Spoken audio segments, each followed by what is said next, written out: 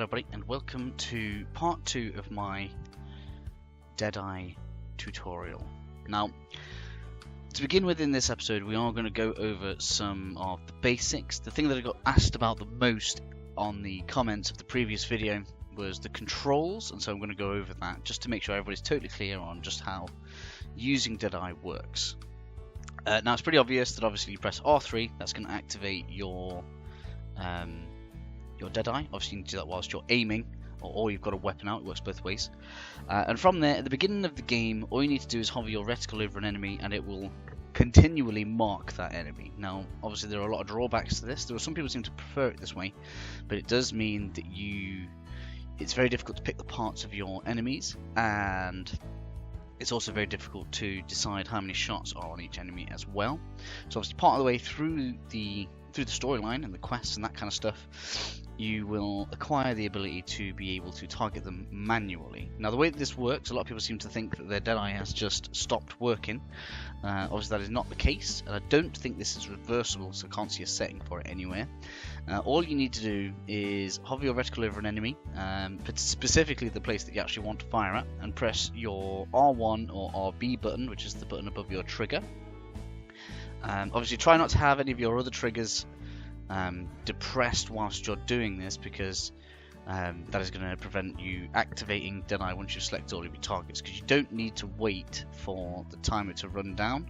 So all you need to do, obviously you can either target a single target, put one marker on his head, and then press your fire button, and that will activate Deadeye or signal that you want to take the shots. You could target the same target multiple times, or you can spread your shots across multiple enemies and you'll get as many shots as your weapon has in it. So for example, you'll get 1 shot from the bow, 6 shots from a 6-shooter, 2 shots from the double shotgun. So use that as you will. I personally think that the pistol has worked the best for me, just because it has a decent amount of shots in it and it doesn't seem to care about your accuracy. Next up, we're going to go into how to level your Deadeye stat, which is obviously going to increase the capacity of your Deadeye and make it even more effective. First up, things that will solely level up your Deadeye. You have crafting at the camp. Now, it is specifically crafting. You're not going to get any Deadeye XP from cooking. Next up, it seems like you get some from headshots, but it's not very consistent. Sometimes when I feel like I get a headshot, I don't necessarily get a Deadeye experience. Note that obviously, I should probably say this at the end, but note that you only get one Deadeye XP from all of these actions. There doesn't seem to be a way of getting like multiple in one go. But yeah, it doesn't seem consistent, so it may be something to do with the recovery of the Deadeye bar. But I can't really tell. Most of the time when I get headshots, I get a Deadeye experience, even sometimes when the bar's full. So I feel like there's something to do with headshots, and maybe I'm just not quite hitting where I think I'm hitting.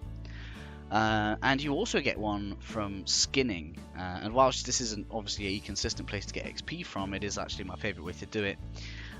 Just because you'll get HP XP for using the bow as well, so you can actually level up 2 stats in one by doing that. So obviously at the end of the video now, guys, I've done everything that I think is relevant that I missed in the previous video. If not, please let me know down in the comments. And it's not like I'm going to do an extra video, but it does mean that if anybody else hasn't, it'll be down there for people to see. And so with that being the case, I do encourage you to go down and check to see if there's anything that I have missed.